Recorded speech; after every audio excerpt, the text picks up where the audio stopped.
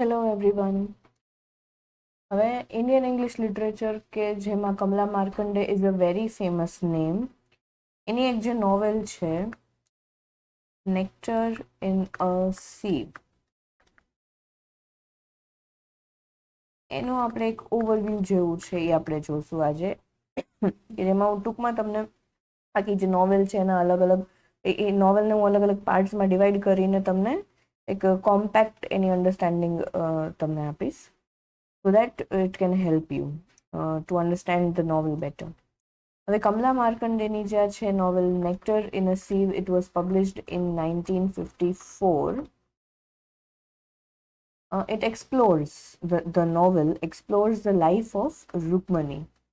હવે રુકમણી કોણ હોય છે? તો she is, you can say, the protagonist of the novel. She is a young woman. She is a very young woman who is married to Nathan at the age of a very young age of 12 years. Nathan. હવે Nathan કોણ હોય છે? He is a tenant farmer. Tenant farmer કોણ હોય છે? કે જે લેન્ડને rent ઉપર લે છે, પોતાની લેન્ડ નથી હોતી, લેન્ડને રેન્ટ ઉપર લઈને એની ઉપર ફાર્મિંગ કરે છે. The narrative told from Rukmani's perspective, જે નેરેટિવ છે આ નોવેલની અંદર, it is been told from Rukmani's perspective, which begins with her arranged marriage. એ એની પોતાની અરેન્જ મેરેજની વાત કરે છે with Nathan at the age of 12. Arranged marriage at the age of 12, પછી એના આગળ ઘણા બધા સ્ટ્રગલ્સ હોય છે in her life. The setting is in rural India. આ નોવેલનું જે સેટિંગ છે it is in rural India, and she chronicles her struggles in this rural India against the backdrop of social and economic changes. હવે આ પ્લોટનું એક નાનું એવું overview હું તમને આપું છું. જે નોવેલનો જે પ્લોટ છે એનું એક ઓવરવ્યૂ તમને આપીશ કે રૂકમણી કોણ હોય છે? તો કે એ ડોટર હોય છે વિલેજ હેડમેનની. Rukmani is the daughter of village હેડમેન.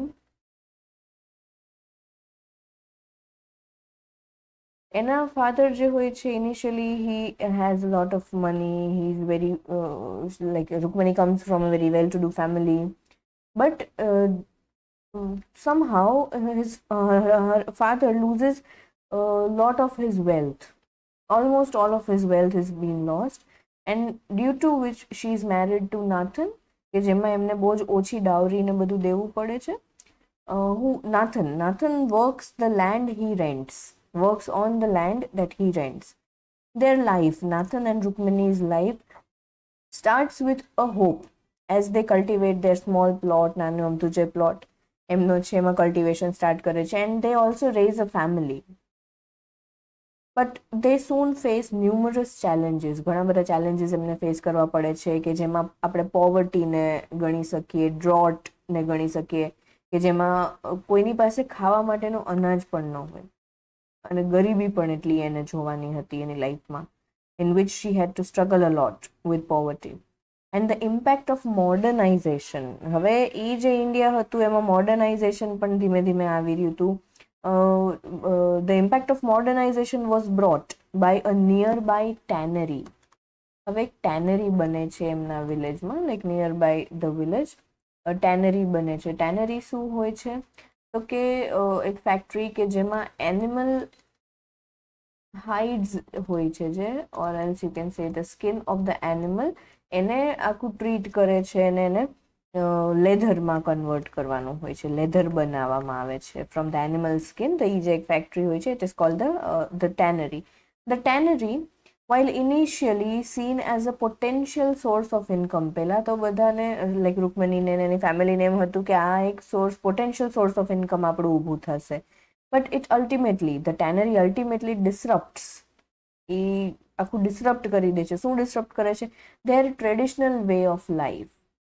એ લોકોની જે લાઈફ હતી કે જે બહુ જ એક ટ્રેડિશનલ વેમાં ચાલી જ રહી હતી ઘણા સમયથી, Rukmani's family, I am talking about the traditional way of life of Rukmani's family, it was disrupted by the tannery. Leading to increased hardships. ઘણા બધા ચેલેન્જીસ વધવા માંડ્યા, હાર્ડશિપ્સ ઘણી બધી વધી ગઈ છે for Rukmani especially and also her family. Throughout the novel, Rukmani experiences the joys and sorrows of motherhood. આ મધરહુડ જે છે રૂકમણીનું, it is also very important. શું કમે? Because she struggles with infertility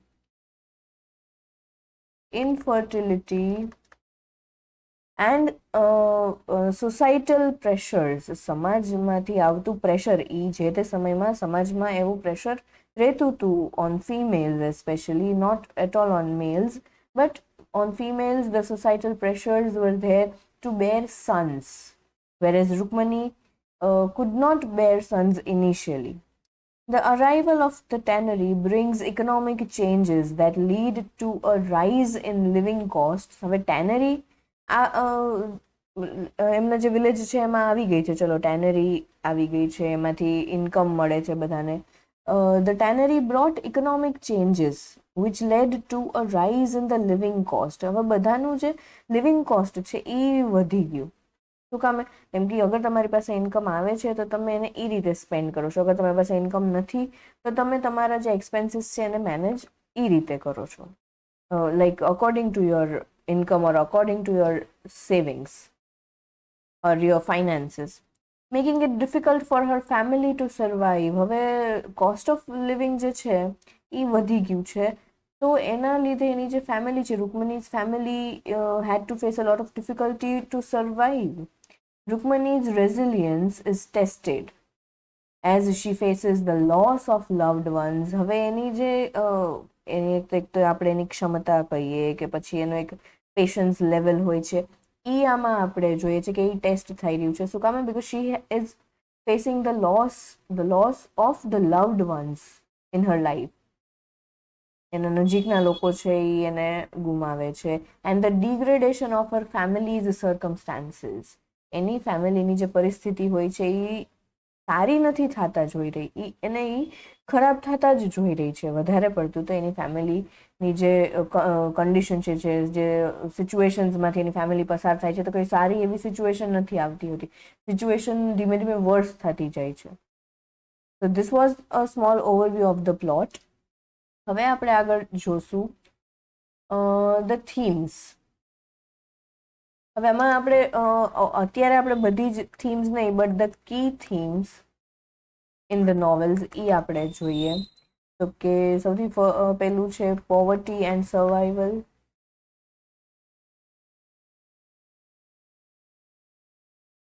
poverty and survival શું છે આ થીમ? તો કે the novel portrays the relentless struggle, કે ન જોઈએ, નથી ઈચ્છતા છતાં પણ એવા સ્ટ્રગલ્સ આવે છે against poverty and the impact of the environmental factors on rural life. આ છે પોવર્ટી એન્ડ સર્વાઈવલની થીમ, કે જેમાં બહુ જ સારી રીતે એક્સપ્લોર થતા આપણે જોઈ શકીએ છીએ in the writing of Kamala Markande, especially in this novel. એના પછી છે tradition versus modernisation. In this theme, Rukmani's life reflects the tension between traditional agricultural practices. Initially જે ઇન્ડિયા જે તે સમયનું ઇન્ડિયામાં બતાવ્યું છે નોવેલમાં, ત્યારે agriculture was the even today, not only in that time, even today agriculture is the primary profession, it is the primary occupation. તો એ રૂકમની જે છે એને એક ટેન્શન, એની લાઈફનું એક ટેન્શન ઇન ધ સેન્સ કે પેલું ટેન્શન નહીં કે જે આપણે લેતા હોઈએ છીએ, બટ એક એવું ટેન્શન કે જેમાં એને એક બેલેન્સ કરવાનું હોય છે. શેનું બેલેન્સ? કે traditional agricultural practices and the encroaching modern industrial economy. હવે એક તો ટ્રેડિશનમાં તમે શું જોશો તો કે એગ્રીકલ્ચર, કે જે ઓલરેડી નાથન કરે છે, બરાબર, he is farming on the land that he rents.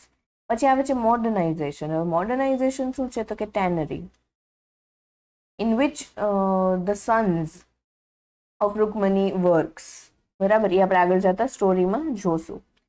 એના પછી છે ફેમિનાઇન સ્ટ્રેન્થ.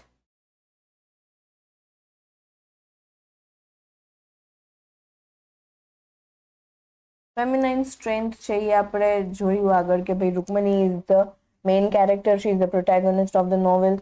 તો એમાંથી જ આપણને ખબર પડે છે કે ફેમિનાઇન સ્ટ્રેન્થ આમાં પોર્ટ્રે થશે જ as a key theme. Through this theme આપણે એ જોઈ શકીએ છીએ કે Rukmani embodies the strength and perseverance of women in the face of adversity, showcasing her determination to care for her family despite overwhelming challenges. ઘણા બધા challenges કે જેનાથી રૂકમણી ખૂબ જ ડિસ્ટર્બ થઈ જાય છે, ખૂબ જ હતાશ થઈ જતી હોય છે, એવા ચેલેન્જીસ આવે છે, છતાં પણ પોતાની ફેમિલીની કેર કરવી અને બહુ જ દ્રઢતાપૂર્વક કેર કરવી એ રૂકમણી બતાવે છે કે એવી સ્ટ્રેન્થ કોનામાં હશે તો ઓનલી અ ફિમેલ. બરાબર, કે આવા ખરાબ સમયમાં પણ આટલું સારી રીતે પોતાની ફેમિલીને સાચવી શકે છે. હવે આ જે નોવેલ છે એનું સિગ્નિફિકન્સ શું છે? Why is this novel important? Nectar in a Sieve is noted for its poignant depiction of rural Indian life and the plight of tenant farmers. જે નાથનની જે સિચ્યુએશન આમાં પોર્ટ્રે થાય છે એના પરથી ખ્યાલ આવે છે કે ટેનન્ટ ફાર્મર્સ કે અચાનકથી કહી દેવામાં આવે છે કે ભાઈ અમારે આ જમીન અમે વેચી દીધી છે તો તમે આ ખાલી કરીને જાઓ. અને એના જેવી બીજી ઘણી સિચ્યુએશન્સ કે જે ટેનન્ટ ફાર્મર્સને ફેસ કરવી પડતી હોય છે એ આમાં બહુ જ સારી રીતે ડેપિક્ટ કરવામાં આવ્યું છે in this novel. It has been recognized, this novel has been recognized as an American Library Association notable book and remains significant for its exploration of themes. આની જે આપણે થીમ્સ જોઈ છે, હજી આગળ બીજી આપણે જેટલી થીમ્સ છે બધી જોશું in detail. Themes relevant to post colonial India. Post colonial India એટલે કે બ્રિટિશ રૂલ પછીનું જે ઇન્ડિયા છે, particularly the effects of modernisation on traditional societies. જેવા વિલેજીસ છે ત્યાં બધે ધીમે ધીમે ઇન્ડસ્ટ્રીઝ ને બધું ઊભું થઈ રહ્યું હતું, રૂરલ એરિયાઝમાં ઇન્ડસ્ટ્રીઝ બની રહી હતી, તો ત્યાંની જે ટ્રેડિશનલ સોસાયટી હતી, ટ્રેડિશનલ લાઈવ્સ હતી લોકોની, એ કઈ રીતે અફેક્ટ થઈ રહી હતી, એની પર શું શું ઇફેક્ટ્સ આવી રહ્યા હતા, એ બધી વસ્તુ આમાં આ બુકમાં બહુ જ ક્લિયરલી પોર્ટ્રે થાય છે કે જેની ઉપરથી આપણે ઇમેજિન કરી શકીએ છીએ એકચ્યુઅલમાં કે શું ત્યારની સિચ્યુએશન હશે અને એને આપણે આજના સમયમાં રિલેટ પણ ઘણી વખત કરી શકતા છે. ઘણા એવા કેસીસ આપણે જોતા હોય છે એની સાથે. Markandaya's fluid writing style and the deep understanding of her characters. એના જે કેરેક્ટર્સ છે એને તમે અગર જોશો તો the deep understanding of her characters contribute to the novel's lasting impact and relevance. મેં તમને જેમ કીધું કે આજના સમયમાં પણ તમે આ નોવેલની અંદર જે વસ્તુ છે જેમ કે ટેનન્ટ ફાર્મિંગનું છે એ બધી વસ્તુ તમે આજના સમયમાં પણ રિલેટ કરી શકશો, એ રેલેવન્ટ લાગશે જ તમને ને લાસ્ટિંગ ઇમ્પેક્ટ છે એની. એક વખત આ નોવેલ તમે રીડ કરો છો તો એની ઇમ્પેક્ટ છે એ તમારા it will be lingering in to your mind. બરાબર, હવે આપણે જોઈએ તો કે the main themes that are explored in this novel. તો પોવર્ટી એન્ડ સફરિંગ જે આપણે જોયું, પોવર્ટી એન્ડ સર્વાઇવલ, સફરિંગ પણ આપણે આમાં એડ કરી દઈએ. એમાં કે છે કે જે આ નોવેલની અંદર પોર્ટ્રે થાય છે, શું પોર્ટ્રે થાય છે તો કે રેલેન્ટલેસ સ્ટ્રગલ, જે આપણે આગળ પણ જોયું છે કે ન આપણે ઈચ્છીએ છતાંય સ્ટ્રગલ્સ ફેસ કરવી પડે છે against poverty which is faced by Rukmani and her family as tenant farmer in rural India, as tenant farmers in rural India. જેમ અહીંયા વાત થાય છે કે કઈ રીતે મોડર્નાઇઝેશન છે, ટ્રેડિશન છે, એ એક થીમ તરીકે કઈ રીતે બહાર આવે છે. તો એમાં તમે આ પોવર્ટી એન્ડ સફરિંગને પણ રિલેટ કરી શકો છો કે ત્યારના જે ફાર્મર્સ હતા એ લોકો પોવર્ટી કેવી રીતની ફેસ કરતા હતા, શું શું હાર્ડશિપ્સ આવતી હતી as the tenant farmers. They endured constant hardship, starvation, ભૂખ મરો એન્ડ અનસ્પીકેબલ સફરિંગ, કે જેના વિશે વાત પણ ન કરી શકે એ લોકો, even at the best of the times as they only grow enough food to survive. બહુ જ સારો સમય આવી જાય છે, બધી રીતની કન્ડિશન્સ એમના ફેવરમાં હોય છે, છતાં પણ એ સર્વાઈવ કરી શકે એટલું જ ફૂડ એ લોકો ગ્રો કરી શકતા હતા. Droughts, sickness and losing their land led to devastating consequences with no resources to fall back on. એમની પાસે કોઈ બીજા એવા રિસોર્સિસ હતા પણ નહીં કે જેની ઉપર રિલાય કરી શકે પોવર્ટીના ટાઈમમાં, સફરિંગ્સના ટાઈમમાં કે જ્યારે એ લોકોને બહુ જ બધું વેઠવું પડતું હોય છે.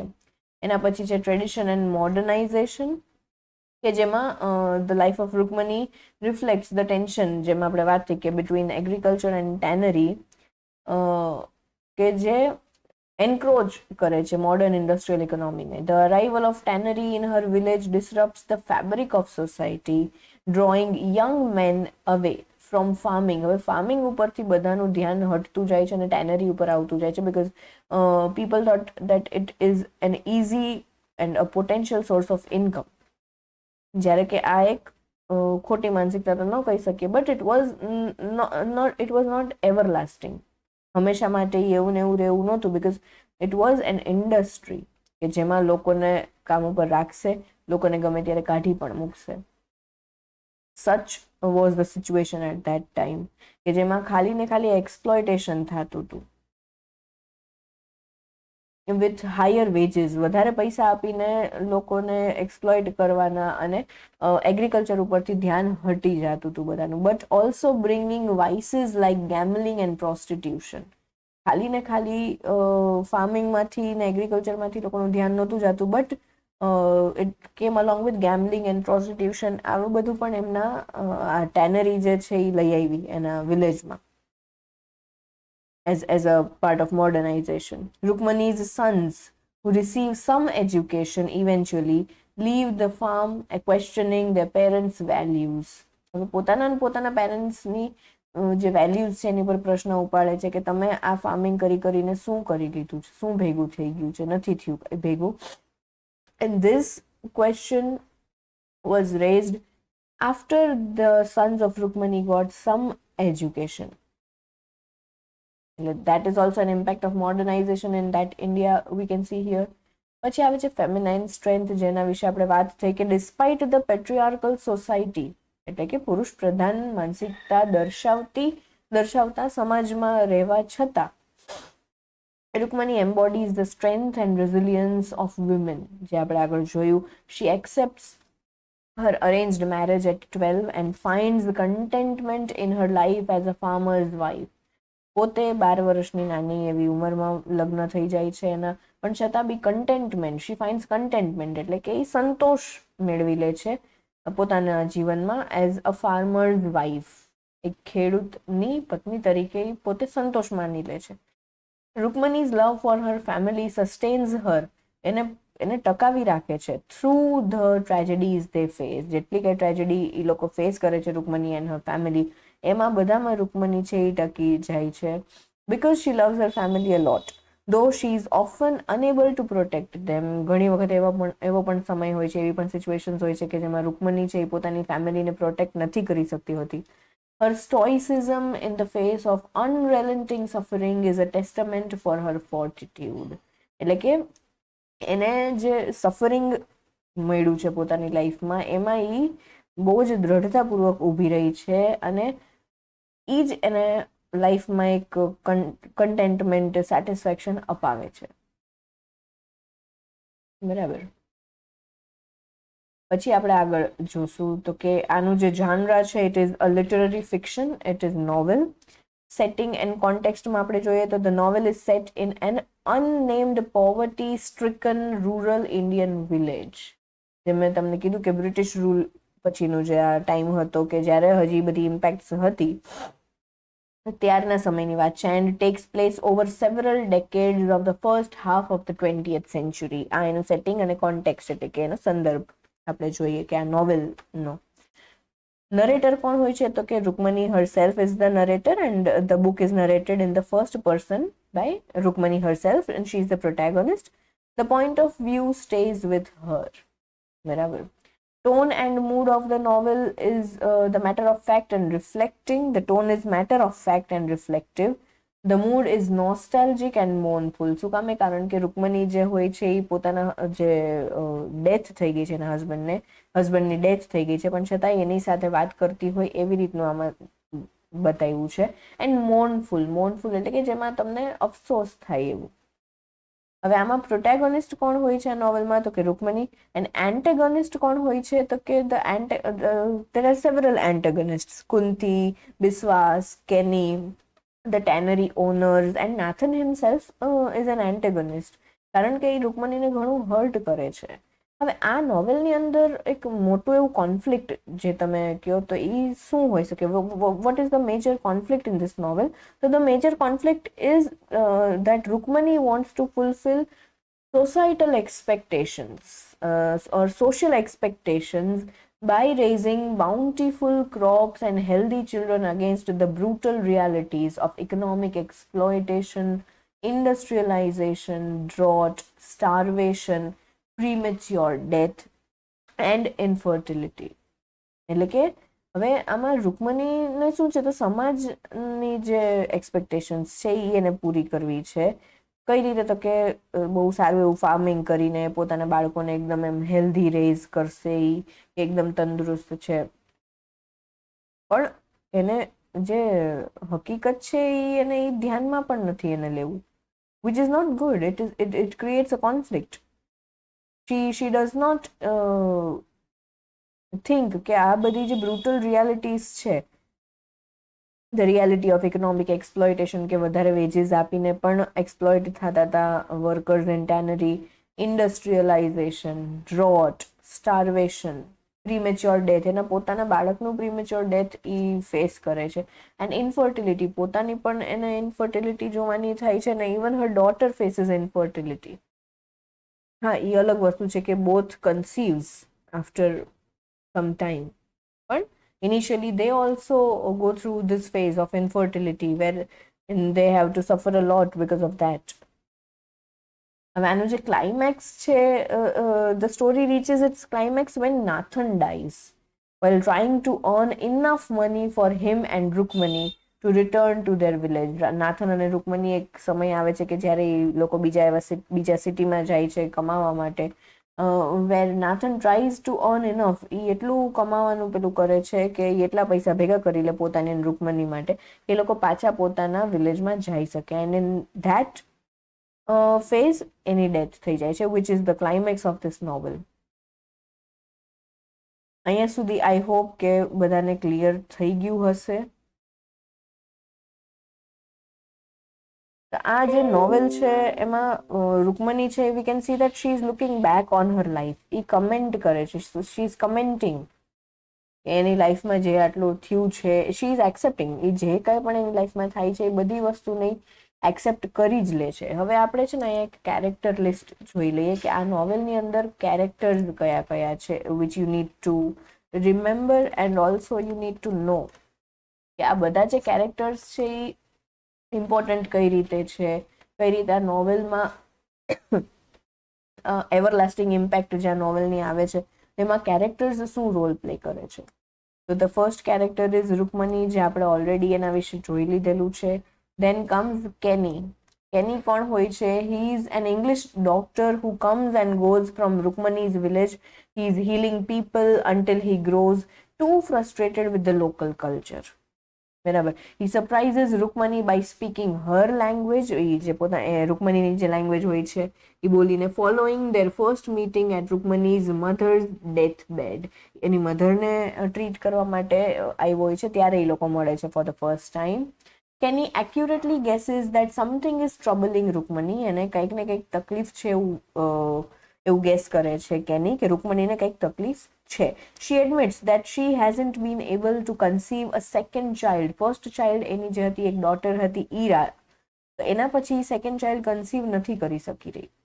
In secret he gives her unspecified fertility treatments, એને ફર્ટિલિટી માટેની ટ્રીટમેન્ટ્સ આપે છે. And she goes on to have many sons after year. એટલે કે પછી એને 4 થી 5 દીકરાઓનો જન્મ થાય છે after the secret treatment of fertility by doctor Kenny. બરાબર.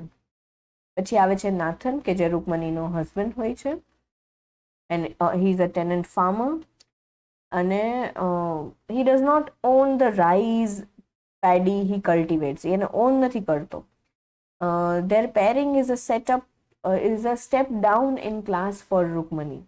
Rukmani comments that Nathan makes up for his poverty by showing utmost devotion and care to his 12-year-old bride. પોતે ગરીબ છે માટે એની વાઈફનું બહુ જ ધ્યાન રાખે છે કે પોતાની ગરીબી ને છુપાવી શકે, એવું રૂકમણી માને છે અને કે છે. ઈરાવદી.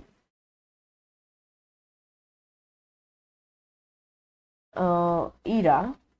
She is the first child, or the first-born child, and the only daughter of Nathan and Rukmani. Upon discovering that they have given birth to a girl, Rukmani and Nathan are disappointed. Initially, they were disappointed, seeing only the cost of having to save money for her dowry. So કામે એ લોકોને disappointment હતું કે એ લોકોને એના ડાઉરી માટેના પૈસા ભેગા કરવા પડશે. Ira is a happy baby who does not give her parents trouble. Initially પછી એ લોકોને કોઈ ટ્રબલ આપતી નથી. ધીમે ધીમે કરતા પછી એની લાઈફ થોડી ટ્રબલસમ થાય છે, કે જેમાં ઈરા છે એ કન્સીવ નથી કરી શકતી, જેથી કરીને એનો હસબન્ડ છે એને છોડીને goes after another woman. Ira છે એ પાછી આવે છે રૂકમણી પાસે, and then she goes in to prostitution to fulfil the requirements of food, the basic food requirements of her family. એ બધી વસ્તુ થાય છે. Then is Selvam, one of Rukmani's son. Having learned to read when young, Selvam shows an interest in more worldly things than his father. Despite trying his best, Selvan's attempts at farming are unsuccessful. He agriculture માં successful થતો જ નથી. As a teenager, he begins apprenticing for Kenny. Dr. Kenny ની સાથે internship માટે જાય છે. Training to be a medical assistant and overseeing the construction of the village hospital. એને ખ્યાલ આવે છે કે આગળ જતા એ હોસ્પિટલ બનશે તો એનું ફ્યુચર છે એ થોડું સારું હશે આમાં. Selvam scolds his parents and their friends for treating Ira's albino son as though he is a lesser being. At the end of the novel, Selvam assures his mother that he will help support her, Ira fully, and Ira's son Sakrabani. I'm sorry. Then comes Arjun, also Rukmini, one of Rukmini's eldest sons, who is unable to farm with his father's passion. He takes a job at the tannery where he earns 1 rupee a day. રોજનો 1 રૂપિયો એ કમાતો હતો, that he gives to his mother, કે જે એની મમ્મીને આવીને આપી દેતો હતો, to sustain the household, ઘર ચલાવવા માટે. Rukmini is shocked to learn that Arjun is full of ideas about workers' rights and has organized a labor strike at tannery, જેના લીધે એની જોબ પણ જાય છે. લેબર સ્ટ્રાઇક છે એ અરેન્જ કરે છે, અને એને ઘણું એવું જ્ઞાન છે for the rights, workers rights. બરાબર. એ લોકોને પછી શું કહેવાય, the owner of tannery are threatening them of unemployment, અને એ લોકોને કાઢી પણ મૂકે છે,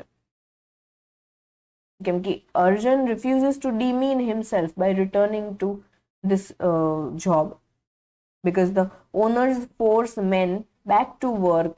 અને કઈ રીતે, તો કે they were threatening them of unemployment.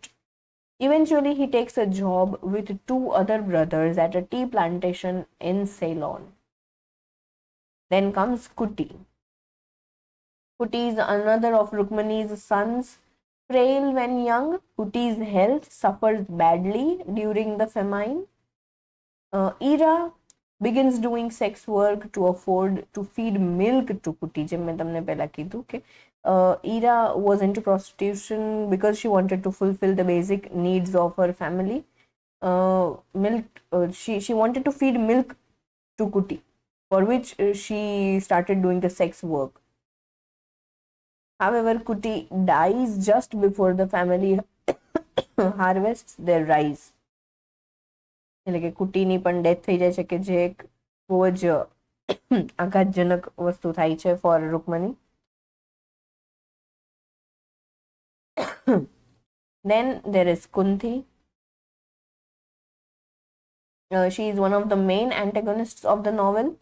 Rukmani judges the fiery, sexually provocative Kunti for wearing nothing under her sari and putting perfume on her thighs. Rukmani doesn't understand why Kunti's husband lets her conduct affairs with other men. These are the characteristics of Rukmani and Kunti. અને આ બધી વસ્તુ છે, Rukmani does not like all this, and she is unable to understand કે કઈ રીતે એનો જે હસબન્ડ છે, કુંતીનો હસબન્ડ છે, how he allows her to do all this. Rukmani develops a passionate hatred for Kunti when Kunti threatens to tell Nathan about Rukmani's dealings with Kenny. કે તારું એની સાથે એક એક્સ્ટ્રા મેરિટલ અફેર છે એવું હું નાથનને કહીશ and he will kick you out, he will leave you. એવી રીતે કરીને બ્લેકમેલ કરતી હતી એને just for some food. Nathan eventually confesses to having fathered both of Kunti's sons. કુંતીના જે બે દીકરા છે એવું કોણ કન્ફેસ કરે છે? નાથન કન્ફેસ કરે છે કે આ બંને મારા દીકરા છે. I am the father of Kunti's both sons. This Nathan confesses this thing in front of Rukmani, saying that their affair began before he was married to Rukmani and continued after. Even before the marriage and even after the marriage, they were having this affair, Kunti and Nathan. Then comes Puli. Who is Puli? Puli is an orphan that Rukmani adopts. Toward the end of the novel, Rukmani and Nathan travel to a city, જેમ મેં તમને કીધું, to live with their son Murugan. પણ એ પોતે ત્યારે જતો રહ્યો હોય છે એની વાઈફ અને એના સનને છોડીને. A wily, charming street orphan, Puli, leads them to a local doctor Murugan used to work for. જ્યાં મુર્ગન કામ કરતો હતો એ ત્યાં ને લઈ જાય છે આ બંનેને. The couple later encounter Puli again and he demands payment for the service he provided. But unable to give him any money, કેમ કે લોકો પાસે પૈસા હતા જ નહીં, Nathan and Rukmani share their food and Puli sleeps next to them on the floor of the temple. Puli is missing the ends of his fingers because of an undisclosed disease. He brings the couple to a quarry to break rocks for money, which they entrust to him because they believe it will be safer from pickpockets. એ લોકો નવા સિટીમાં જ્યારે જાય છે ત્યારે એ લોકોનો બધો સામાન છે ચોરી થઈ જાય છે. And Puli was the only one who guided them to Murugan's place. When Nathan dies, Rukmani brings Puli with her back to the village. Ira welcomes the boy in the house and offers him food. આ હતા જે characters, જે main characters હતા. બરાબર. I hope કે અહીંયા સુધી we are clear.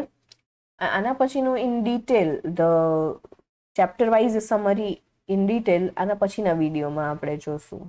So I hope till then તમે લોકો આટલું catch up કરી લેશો and when we meet in the next video આપણે આગળનું બધું ડિસ્કશન કરશું. ચેપ્ટર વાઇઝ સમરી, એનું એનાલિસિસ, શું થાય છે દરેક ચેપ્ટરમાં, એ બધી વસ્તુ આપણે આગળ જતાં ડિસ્કસ કરશું. Thank you and this is for the day.